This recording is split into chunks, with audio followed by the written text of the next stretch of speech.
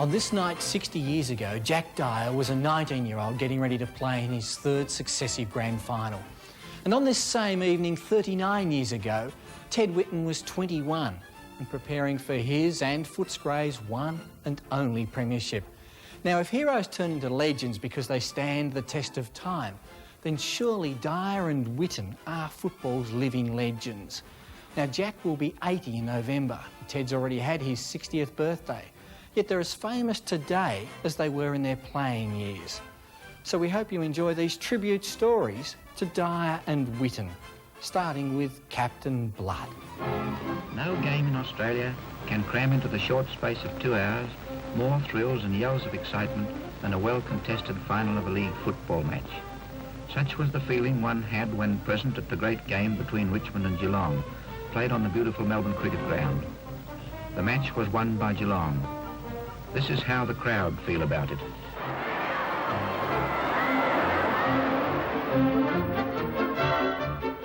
The newsreel commentator that day was probably too hysterical to notice a bandy-legged 17-year-old in his first season for Richmond. But then it had been an emotional year for the newsreels. What with Sydney about to get its harbour bridge, the death of Dame Nellie Melba, the madness over a nag named Phar-Lap, and the worsening depression. But John Raymond Dyer remembers the final of 31 very clearly. He remembers being hit. He knocked a tooth out and split another one over here this side. I had a good set of teeth at that time too, and that messed them right up. That started but I was down, I was crying just about. Crying, Jack? Just about. I was 17. You're allowed to cry when you're 17. Like, yeah, you know, when you're amongst them and you're allowed to cry. Well, the tears come to my eyes, let's say that.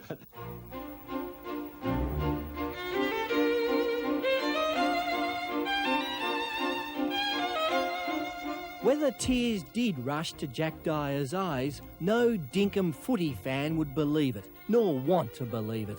Dyer was to the Australian game what Ned Kelly was to bushranging. His wildness is football's most enduring legend. And as he nears his 80th birthday, he remains Melbourne's most revered icon. And 80 won't be a big crisis for you? I don't think so, no. I'll get over that one, I think, all right. If I don't make it, well, bad luck, they'll say, won't they? One of Jack Dyer's sayings, and his mangled maxims are famous in football, is that he didn't mean to become a legend. It just happened that way. How many collarbones did you break? No. Well, they were all weak ones. They must have been. And in the Gospel according to Jack, he didn't actually mean to hit any of them. Now, the next pronouncement will rock the foundations of football's folklore. But Jack says his damaged knees, which he held together with bandages and pennies, rendered him unable to avoid his many victims. I could only run straight. I couldn't turn either way, so that's why I collided so much with people. They didn't know that. I collided with 3 of my own players. I put 2 of them in the hospital too, you know, because I couldn't pull up. But I used to have to warn them, now, don't keep in front of me. I can't pull up at top pace and I can't turn off you, so be careful. So the whole reason for the most fearful legend in Australian football has been that I had to run straight, yeah. It wasn't that you were a violent man? I was a very nice fellow. I was very, very happy and very nice and a very good home kid and went to church on Sundays.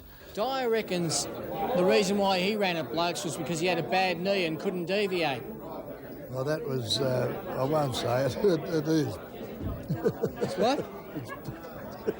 It's what? Bull dust. Is it? Yeah. He could have deviated, you think? Yeah. He didn't like deviating. That wasn't his caper. If you was in his way, well, bad luck, you got hit. Dodger Ryan is a fossil excavated from the same prehistoric age as Jack Dyer. Warriors who'd rather a fight than a feed. If you couldn't fight, well, it's no good playing league football. Last month in Melbourne, football's archaeologists dug up the last of the game's dinosaurs. The Dodger, Dyer himself, the Neanderthal Lou Richards and Jack Basher Williams for the launch of Dyer's book titled The Wild Men of Football, or Primates from Jurassic Park. A chance for this near-extinct species of lawless old ratbags to skite and to break a few more collarbones. Dyer and Richards, they're two stalwarts, aren't they? They're millionaires, though, but just the same. I wish they'd give me some of their money they've got. Not since Glenrowan Pub have so many bushrangers been cornered in one place. The wild men of old times and latter day, here to salute the wildest of all. It was 62 years that I first had my first game of league football on that little turf out there. The larrikins were all there.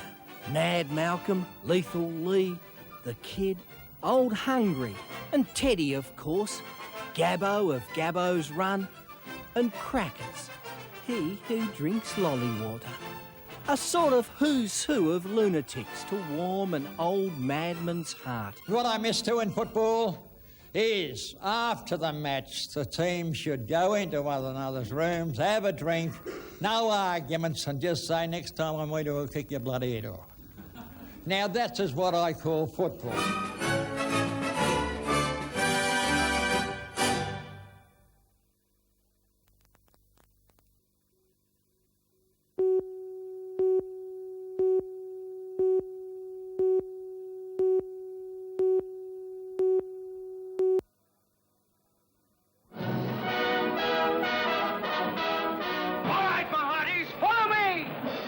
Upon seeing the hit movie of the 30s, a Sporting Globe writer, Hector Lacey, christened Dyer Captain Blood.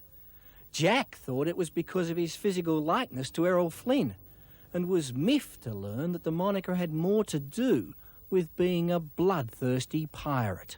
I complained to our secretary. I said, I don't like that name. He said, oh, don't give it away. He said, I'll put your name on jam tins. He said, I'll put that on jam tins for you.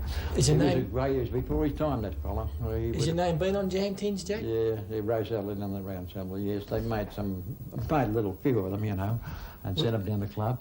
So now in his 80th year, Jack Dyer is a sensitive old age guy, an honourable man. But when you ask why he was so violent, the response is vintage Dyer. Your brain snaps. There's a lot of blokes that brain snaps, you know. Hasn't yours ever snapped? Not like yours has, Jack. Your brain snapped a few times, didn't it? Yeah, oh yes, a good lot of times, as a matter of fact. You know, when you lose your equilibrium, they call it, isn't it? Your what? Your equilibrium, isn't it? Is that what they call you? Your equilibrium. Yeah, that's the one, yeah. When you lose that, you know, and you're getting a bit of trouble. You say, I'm going to get out this way. Coming in fast at 40 knots with a look of savage fire. Captain Blood, the infamous Jack Dyer. Jack Dyer. Richmond's survival rallies have been the rare crusades important enough to draw Jack Dyer back into the spotlight. But he has received Queen's honours, though his favourite royal remains the Marquess of Queensberry. And he loves Richmond, even in its decline. Can you watch Richmond when they're down the bottom? No, I can't. I cannot. I get worried. I just can't do it. That's all there's to it. There's no more. It spoils my night. Like, you know, it spoils the day. It takes the day out of your life. If they get beaten? I don't even read the paper. That's how bad I am. 4 and 20 pies and cornies passed in the rich golden pastry. Hoy! Hoy! Don't forget 'em, 4 and 20. Hoy! Hoy! Our lovely pie. Whether he was doing pie ads or as coach here at Richmond, where he once told his players to pair off into threes, Jack Dyer rewrote the language. And as a radio commentator, he was unique, once describing the octopus-like arms of Carlton ruckman Justin Madden as like two giant testicles. And though he gave up the radio 4 years ago, Jack's rambling commentaries are part of football folklore. And this year they've been immortalised in a television commercial for the company Sportsco. And the offcuts of that ad, the parts that don't even go to air, are a show in themselves. Yes, most of my stories are about violence, you know, and... And action. Well, I had a milk shop once and I was serving behind the counter. Take two. Action. And the wife said to me, as I blinked in the eye, she thought I was blinking at the Sheilas coming in the shop. And she said, if you ever do that again, I'll put you right out in your head. I said, if you don't mind, umpire, please, and it became a saying right throughout the football world. If you don't mind, umpire, please. And it was one of those things, and it appeared a minute ago. One day I got stuttering with that one, and I went backwards, forwards, and upways and crossways, and I finished up getting a bit of it out, and I finished and the fellow on the way with me, he said, I'll wait for you, Jack, keep going. Cut. Not bad for an old-timer whose media stardom began on cigarette cards. But there is one aspect of contemporary football that he can't come to grips with. Indeed, the mere mention of trial by video is fighting words to Captain Blood. With video, some players have got to lose their temper. Like it's a contact game, let's get on with it. But if it's not a contact game, well, just don't let them bump one another. That's all there is to it. But at the present time, it's going to be a contact game. You're going to have video catching you all the time because you're not going to be a perfect bump all the time. It's got to be one that's a little bit screwy now and again. You don't like the trial by video then? I reckon it's a bit of Russia they brought over here and it stopped here. Yeah, the whispering death they call it now.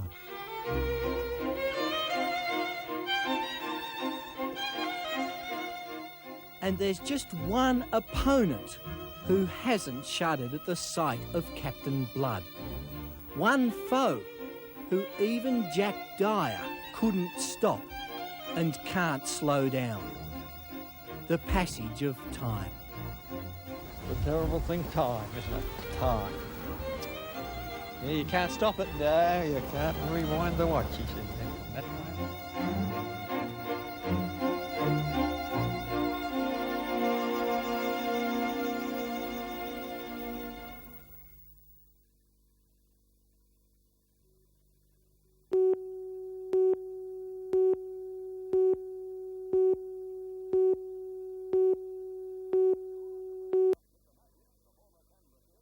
Cool under pressure, Mr. Magic, the former Canberra kid, sends the ball through Jezza, the big stick 1970. for his second goal. The grand final's a big occasion in all our lives. And when it comes to a sense of the occasion, no one loves the game or the crowd more than E.J. Whitten. Stuck it right up them. That's what you did. You stuck it right up them. That's it. That's what you want. 92,000 people, and we won the title back, Lou. That's the biggest thing, isn't it? Yeah. That's real big. And it was a stroke of genius playing those two full forwards up there. You said it wouldn't work. Well, it did, Ted. It did work, and everybody said it wouldn't work, and it did work.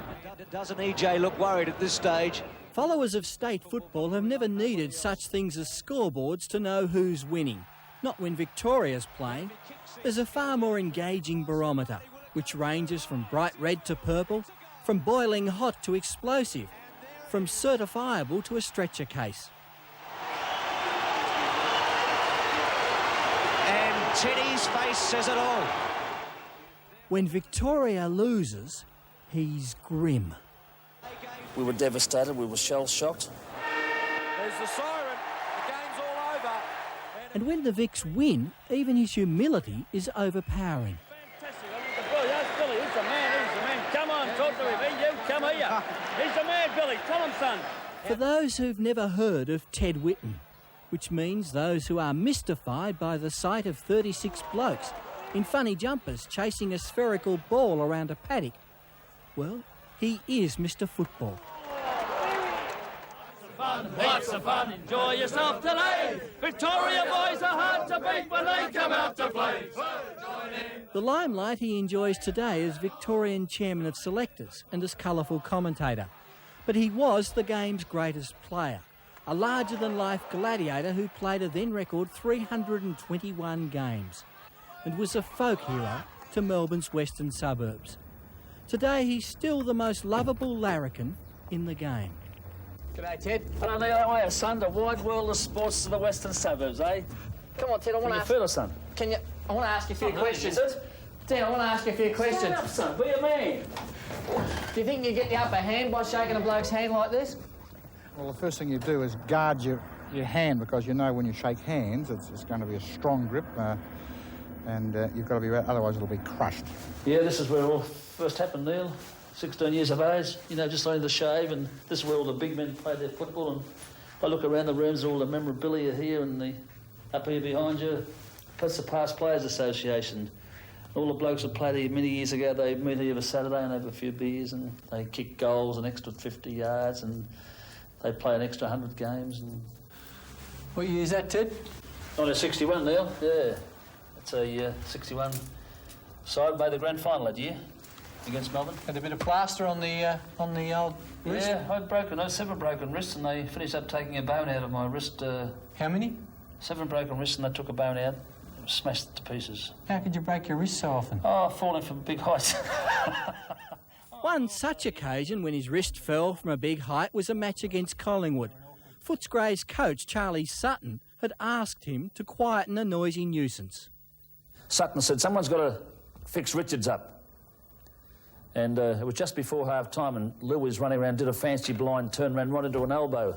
And it just sort of cracked his jaw a little bit, and he didn't come back after half-time. But before he left the ground, he said, I'll never ever forget you, kid. I'll get you. It's the last thing I do.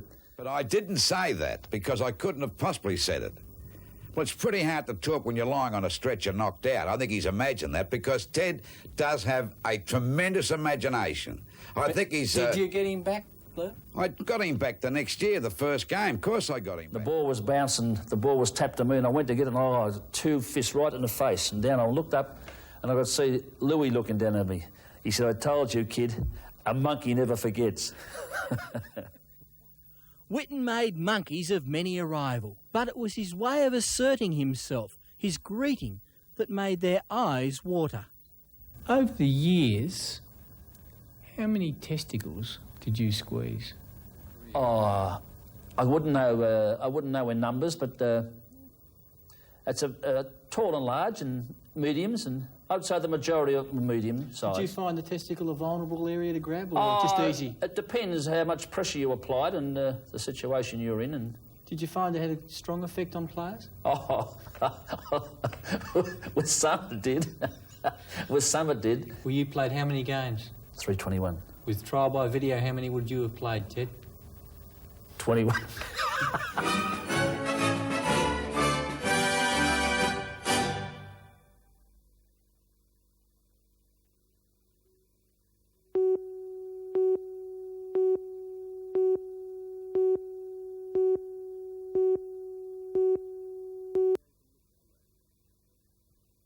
What are you going to miss the most? I think I'll miss the actual action out there on the ground, mixing it with the players, taking the knocks and giving them, giving some cheek and getting a lot back, arguing with umpires, which no doubt you'll have had a name for over the years. And I suppose the sore moments on the Sunday when you're sore, and particularly after a win, you don't feel the bump so much as when you lose. Now tell me, Mr. Whitten, Mr. Football, if you like, did you ever give some back chat to the little man in white? Never talked to an umpire in my life, except to say g'day. Footscray's monument to its favourite umpire is the E.J. Whitten stand. I'd love to sit there and have a hot dog one day on the footies on a cold can of Foster's. Would you? Yeah, and barrack like the rest of you know, just a hot pie with sauce running down me and a cold can of Foster's, like a real big Norm. And yell, the doggies! And yell abuse at some Ted Whitten. Look. Yo, mongrel umpire! There's no one out there, Ted, it's all right. And believe you me, if anyone psyched himself up for a match this coming week, I'm psyched myself up as a commentator. It must be our own champ, Ronnie Miller. Ted, Bulldog Brower, are you getting sick of seeing me, mate? Not since Jack Nicholson played R.P. McMurphy had anyone been cast more brilliantly than Ted when he retired from footy. As Jack Little's replacement on the wrestling, he was a giant among equals. I enjoyed it. I travelled the world with Andre the Giant, 7 foot 5 inches tall, 45 stone. Hated a drink. We come back from Ballarat one night and he said, we'll have a drink on the way. He drank a slab of cans from Ballarat.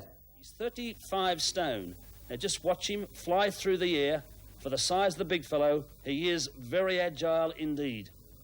He is airborne there, lands right on the top with a body press on to Malumba, covers him for the count of 3.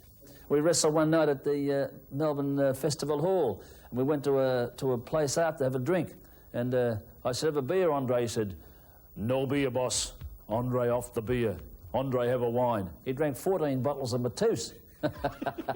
I finished up under the table again. Oh, could he drink? Yeah, he's an enormous drinker. But they were great. They were great showmen, and very strong to be able to lift a guy, 18, 19 stone above your head, even though they jump for a start, give themselves a kick start.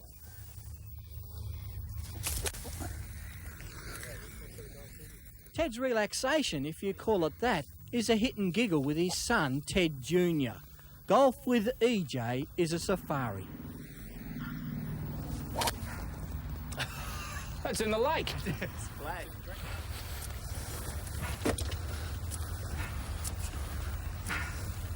See you up there. Yep. I think I'll go the long way.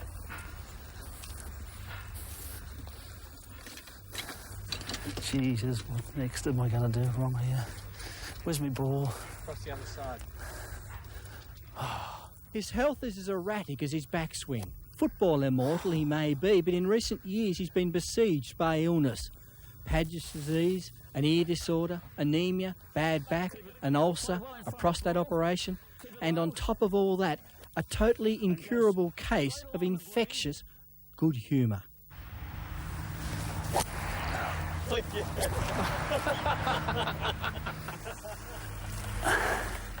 I got it. I got it. Hey, mate, give us a chop out there, will you? There's a dust up, right of centre half forward, but Couch goes... Teddy's performance, his enthusiasm, is always an event. And there's nothing quite like a Victorian win, such as this in 1991, to switch the Ted Whitten sideshow into a gala performance. You tried hard, you tried very hard. And when that big V is victorious, the big chest is protruding, the big heart is pumping, no one enjoys victory quite as much as Mr. Football. Mickey Mouse, fellas! You've done it again! The Vicks are back in town! Oh, what are you going to sing the song, fellas? Yes, they come to play! Just for recreation's sake, to pass the time away. Hey! Lots of fun, heaps of fun, enjoy yourself today. Victoria guys are hard to beat when they come out to play. So join in the chorus, sing it one and all. Join in the chorus, Victoria's on the ball. Good old Victoria, champions you agree. Victoria will be champions, just you wait and see. Teddy Whitten. He and Jack Dyer are legends not just as champion footballers, but as personalities. Have a terrific grand final, and good night.